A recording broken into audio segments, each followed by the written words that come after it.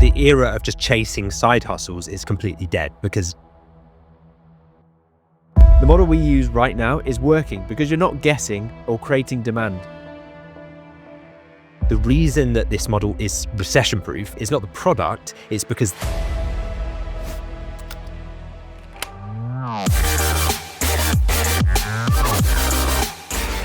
Every year, there's a new side hustle that promises quick wins, whether that's AI automation or faceless content, reselling, crypto ideas. And most people jump from one to the other without ever building anything real. And the problem with that approach, especially heading into this year, is that you're always starting over again, always building, never compounding. So, Lewis, let's start here. Why do people need to stop chasing side hustles and go back to first principles when building a business today? well, this is the same pattern repeating itself again and again, isn't it? It's a new year, therefore there's new shiny objects, there's new distractions, and there are new things out there to take our attention away from the business models that are tried and tested and continually work and have done for decades now. Um, the trouble with these shiny objects, these new business models, as you alluded to there, is that you're constantly restarting. So every time something new comes along, you might test it. You might think, oh, I'm going to try that. Maybe that's my answer. But the trouble is you then lose all the momentum you built up on the previous thing you were working on. So after a while, you're just you're never compounding. You're just always restarting the same process again. You're always in that early build mode. And the thing that no one talks about with online business is that actually it's quite a lot of front loaded work usually. So you're doing yourself a massive disservice by keep going back to that because it's making it harder. Like actually, if you just focus on the build mode once, pick your opportunity vehicle, pick the thing that, the business model that you feel works for you and meets the criteria you're looking for in terms of your life and the outcomes you want, and see it through to profitability, see it through until it reaches some level of stability. Because if you can do that, you then get to reap the rewards of the front loaded effort you did 6 months ago. But I think sometimes it's that like constant attention dopamine hit that entrepreneurs look for, where the next thing comes along and everyone's talking about it and it's a huge buzz. So it's I guess they're asking the wrong question. They're going into it thinking, what's hot at the moment, instead of what business do I actually want to own long term? Because some of the most boring businesses are arguably the best. Because eventually the business owner doesn't want this crazy volatility and fighting fires everywhere and trying to manage all this like early build chaos. They just want something that's proven, that just churns out profit month after month, is really stable, and for the business owner is relatively boring. Like it just kind of smooth sailing. It continues. Their team work on the business for them and they act as the business owner. So I think that cycle, that pattern that we've just talked about, it literally burns years of people's time up because they don't fail.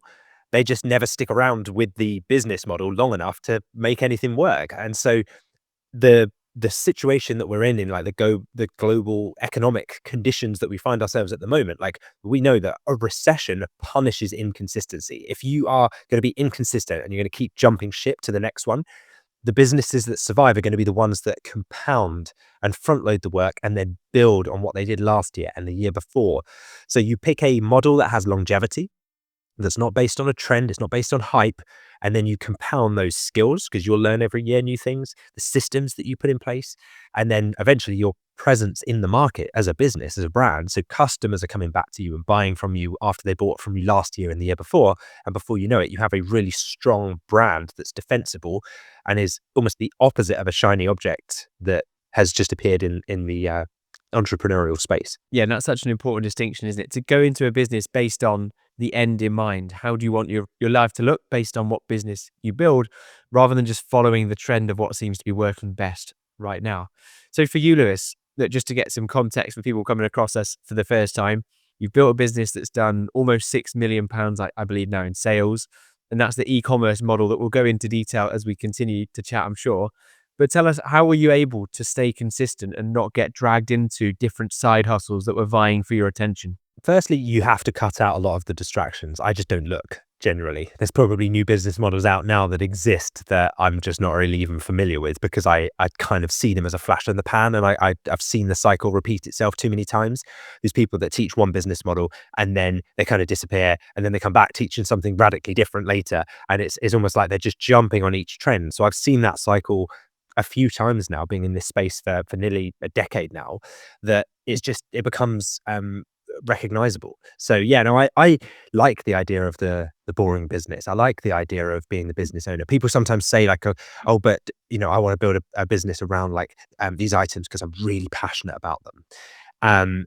But in this space, if you're trying to build a lifestyle business that supports your family, allows you to travel the world, pick your kids up from school, go to the gym in the middle of the day, and have money coming in regardless, what do you want? Do you really want something that you're super passionate about, like the material and the products and stuff?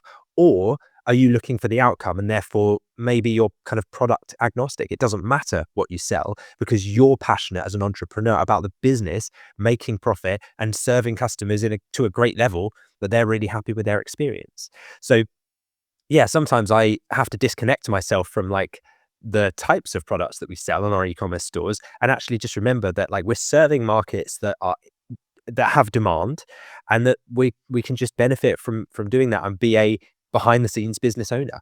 The CEO of um, Wayfair is unlikely to be really passionate about all the chairs and sofas and furniture that they sell, because they're just managing the business. They're kind of keeping it running. Now, I'm not saying we're on that same scale, but on a much smaller scale where it's a lifestyle business, for me, the outcome that I wanted was time back with my family, time with my children when I eventually became a dad, which I am now, time with my wife as a husband, but also the ability to like, yeah, go and play paddle and go to the gym and like go for a run and just do things in the day and not be locked in like a corporate grey office meeting room.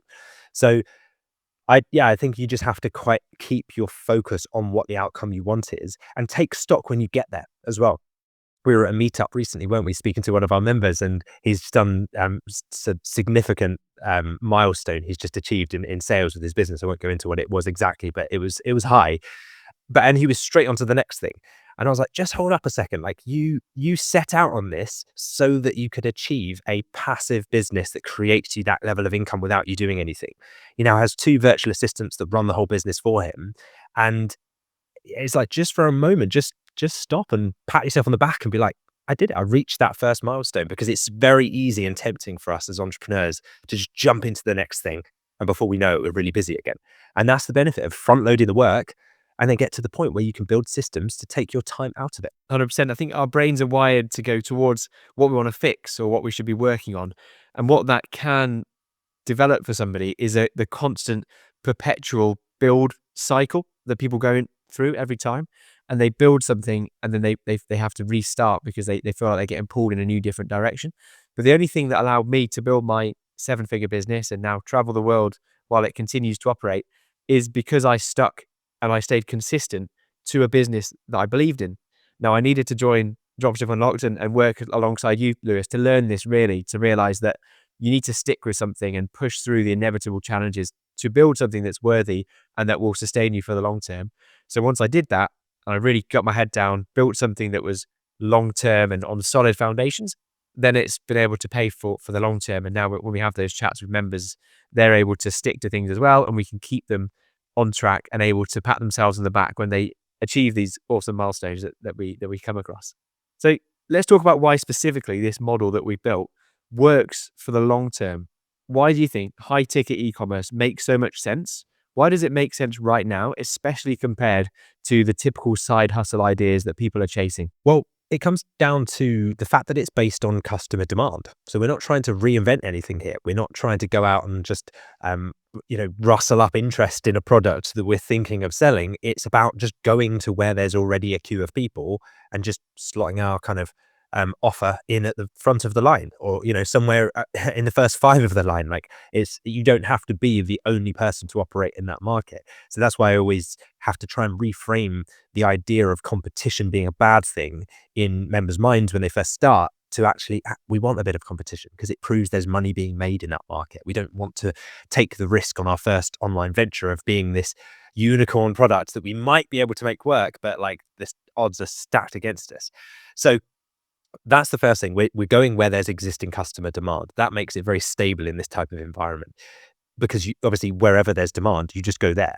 So that's what makes it different to like, oh, I'm going to sell this trending thing because there's like a spike in demand and then suddenly it dies out and we have to now find another thing.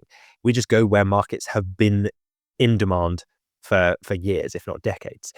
The next important aspect that allows us to stack the odds of success in our favor is the level of profit, the actual pounds of profit that you will make per order when you use the home turf advantage model like we teach. So that margin of making like £100, £500, maybe £800 in profit on a single transaction, on a single sale, that gives you so much room for error that is not to be underestimated when it comes to running ads. That's really important. It allows you to pay your team.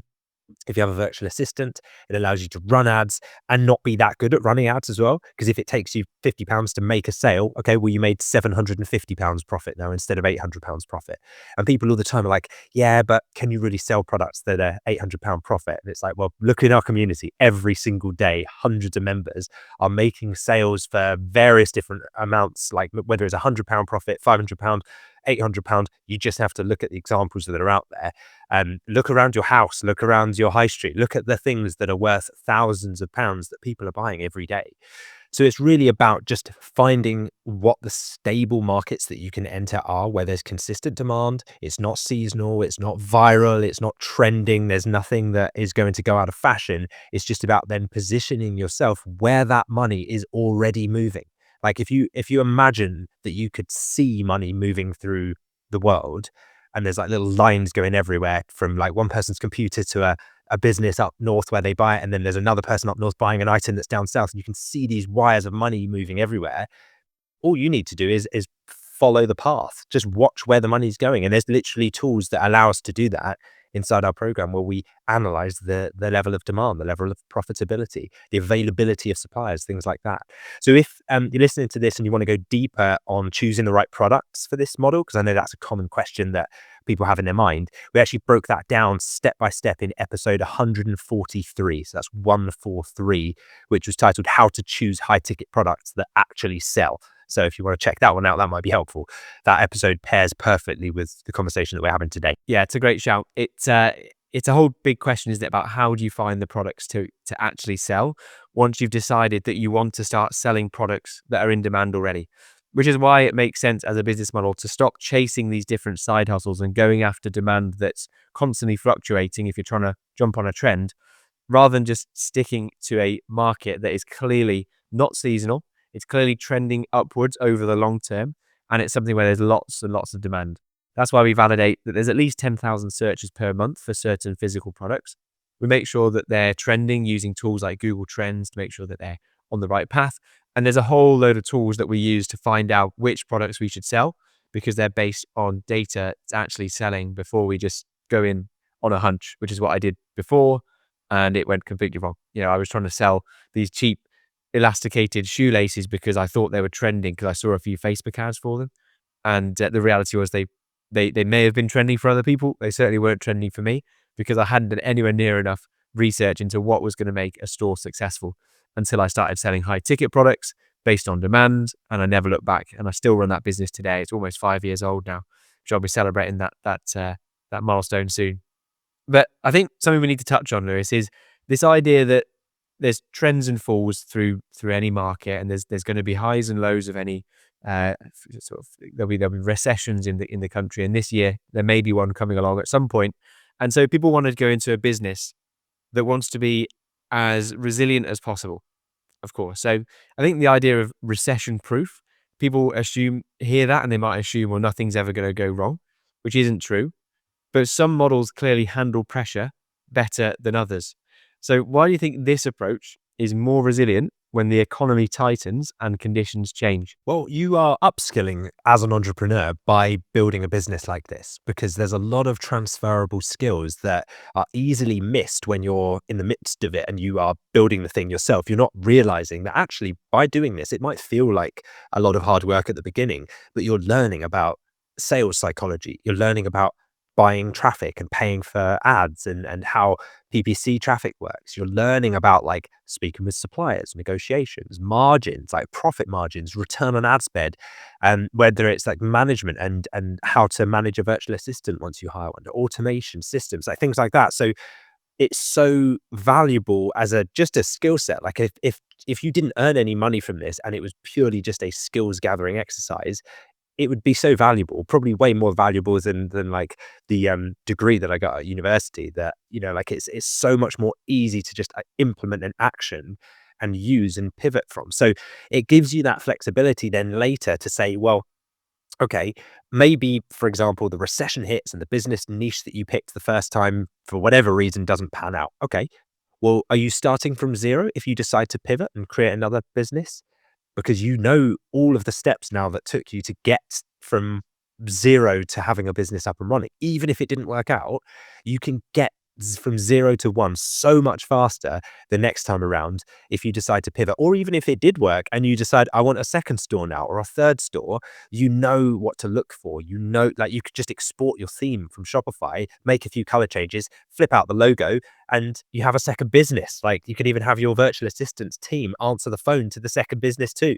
So it's just, I guess it's the fact that you've built yourself options, skills that are so valuable in today's market. You've also not locked yourself into really high overhead costs as well. So you've got a lot less pressure. You've got a lot more control in those tough periods of time, like you mentioned during recessions, where everyone, all the high street shops start to shut because people can't pay their business rates and their premises leases, etc. anymore. Whereas your overheads are very, very minimal with a business like this. Like you literally a little bit of money on a couple of pieces of software per month and then some paid ads, which you can scale up or down depending on your profitability. So you're not locked into any of those things. You're not stuck with stock. It's not like Amazon FBA where you've bought huge containers of stock and now you're paying by the day for it to be stored in an Amazon warehouse. You are not dependent on one product. You're not dependent on a trend because you've built a brand, a retail brand niche that you can sell within. And so I think the combination of those things are what make this type of business resilient. It's not the product, but it's the structure of the business and the skills that you build by creating the business in the first place. So we see a lot of our members will adapt and pivot and they keep moving forward even when conditions change, because they might just tack on a slightly different group of products onto an already successful store to make sure that during the recession, when those market conditions change, their business now serves the new demand that exists as a result of the recession, if that makes sense. So it's kind of hard to conceptualize without going into like specific niches. But if you just imagine that during a recession, perhaps a certain type of product thrives more than ones that thrived during much better economic times, well, then you just pivot and sell those products as well or instead in your store. So you have ultimate control. The fundamentals all remain exactly the same. And that's why I say it helps to not be too emotionally invested, I think, is my opinion, in what you're selling.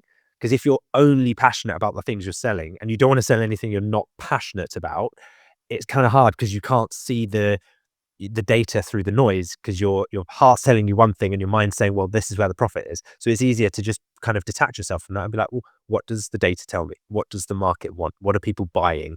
Where will we make good profit margins? And how can we make sure we ride out the storm of this recession? That's the real value that can't be taken away, no matter what's going on in the market, is the skills that you have. And that was what I really bought into when I invested in myself and built my company. When I look back on it now, what I really was doing was investing in my skills and the ability for me to generate money online, and all the little macro skills that fit underneath that making money online skill, with all of the traffic, and offer building and website building and supplier management. All these skills are so transferable, and you just level them up and scale different businesses with those skills moving forward. That's how I've took it on. We had Suraj on the podcast last week, and he was explaining how he's now bought a 3 million a year business, which is one of his suppliers. And he said that all of the skills he's learned through his first store is now being applied to this store. And he also built a second dropshipping store alongside his first, and he was able to deploy that so much quicker than the first one because it was all transferable skills. So he could just build a website, sign suppliers, and start selling different products so much quicker than the first time. And also to give another example, I was just on a Q&A call inside the masterclass community, and we were speaking to a member who is about to build out his second store, and he was saying that it's going to take him a fraction of the time that his first store took him, a matter of weeks, because really he'll just build a website, sign suppliers, run ads, all things that he's done before, and he knows how quick he is now to deploy and start selling products in a new market because he knows how to validate demand. He knows how to put the right products in front of the right people at the right time. And it's such a valuable skill that will serve you no matter what the market is doing. So if there's one key takeaway from this episode, it's that this year won't reward people who are jumping from object to object. Instead, it will reward the people that stay consistent, they build a solid model, and they invest in growing their skills to deploy that into what's working right now. So, Lewis, for someone that thinks, okay, I really fancy this, I can see the path, I can see what other people have achieved, and I want a real model and a clear place to start, where would you suggest that they go next? Well, we've put together a page that is a perfect starting point for you if you're in that position. So head over to dropshipunlocked.com/start. That's where we lay out the exact roadmap that all of our members have followed to build high-ticket UK e-commerce businesses with the low overheads we talked about today, strong profit margins, and develop the skills that last far beyond a trend. Fantastic. Yeah. Well said, Lewis. We can go straight to there after this episode if you're enjoying it and if you like the sound of it. But what we're going to do first is we're going to answer a question that we've had in from a listener. We like to do this on every episode, and it gives you a chance to ask your questions if anything's come to mind while listening or watching today's episode. So all you need to do is comment beneath a YouTube video version of this episode, and we will answer the comment in the comment section and also potentially feature it in an upcoming episode. Now, that is exactly what Matthew S. 1983 has done. So I'm going to put his question to you now, Lewis. He's asked, how do I ensure that my products get in front of the people who are ready to buy? Yep, thank you for your question, Matthew, and definitely a common one that we hear quite frequently. So the first thing, if you want to make sure that your products are going to sell, is making sure you're in a proven niche that has demand. So we talked about this today, but we don't guess. We don't think, I think that people would probably buy this. We validate it with numbers, with data, and we make sure that using the tools that we talk you through inside the masterclass, people are already searching and buying these products online so that we just have to slot our business in at the front of those search results using ads. We can jump to number 1, number 2, number 3 by running ads. That's the beauty of it. Google is happy to take your money and in exchange put you right up to the top of the search results. From there, you then upload your products to your Shopify store. So they're ready to then be shown to the buyers that are already looking for them. And at that point, you're ready to then start running ads. So your products appear at the exact moment that someone is searching to buy them. They're not scrolling through Facebook or Instagram and then suddenly your ad pops up and they think, oh, do you know what? Yeah, I might buy a £2,000 barbecue or something. That's a hard thing to do, to take someone out of like passive scrolling mode and then just convince them to make a high ticket purchase. Instead, we just say, well, okay, well, where are the people that are searching? Where do I find a 3-burner gas barbecue grill, in stainless steel with a side burner on it or something like that? Is really specific bottom of funnel searches. If you imagine like the search funnel where you've got all the kind of generic searches at the top, and then you've got the people that know which brand they want, they know which model they want, they know the exact thing they're after. Let's just show our ads to those people. It's really simple. You get in front of them. You won't get every single one of those searches as a sale, but the ones you do get, you'll get a much lower cost per acquisition on them. And you'll be able to make the sale without having to do too much actual selling because they're already looking for the item in the first place. So we can lean on Google's machine learning and AI algorithms to do all the heavy lifting rather than trying to outsmart the algorithm. And so there's a type of campaign that we recommend, Matthew, which is called Performance Max campaigns. And so we guide you through all of this like in step-by-step, click-by-click video tutorials. But basically a Performance Max campaign will put your product in front of the people who are most likely to convert across Google's entire network. So that's across search, YouTube, display, Gmail, like shopping, the whole network. So Google owns a lot of real estate on the internet, and that's really the best way that we've seen to do it, to get those initial sales. We'll use retargeting ads later across the Meta platform as well to bring people back, which is like where you see an ad that says, hey, remember this item that you were going to buy the other day, you never finished your purchase. Here it is. That's when the scroll stopping ads can work, because you know that person was already looking for it a few days ago. So hopefully that's the answer to your question there, Matthew, and that helps you along your journey with your e-commerce business. Now, as we wrap up this one today, one question I have for you is, who do you know that could perhaps benefit from hearing the conversation that James and I have had today? Open up your phone right now and just click the little share button next to this episode, maybe on WhatsApp, send it through to them and just add a line that's like, thought you might enjoy this. That tiny little gesture of sharing this episode with someone in your world, your family, your friends, that could be the thing that changes the direction of their life for the better. And who would they have to thank? You. Thank you for joining us on this episode of the Dropship Unlocked podcast. We hope you are leaving with new insights and inspiration to fuel your entrepreneurial journey. To kickstart your e-commerce business, head over to dropshipunlocked.com/start. It's the perfect place to start and get access to resources that will help you build your business from the ground up. And don't forget to hit that subscribe button for more episodes packed with strategies, tips, and success stories. Plus, if you enjoyed this episode today, a 5-star review would mean the world to us, and you might even get a shout out on the next episode. Thank you for choosing to spend your time with us today. We can't wait to bring you more insights on the next episode of the Dropship Unlocked podcast.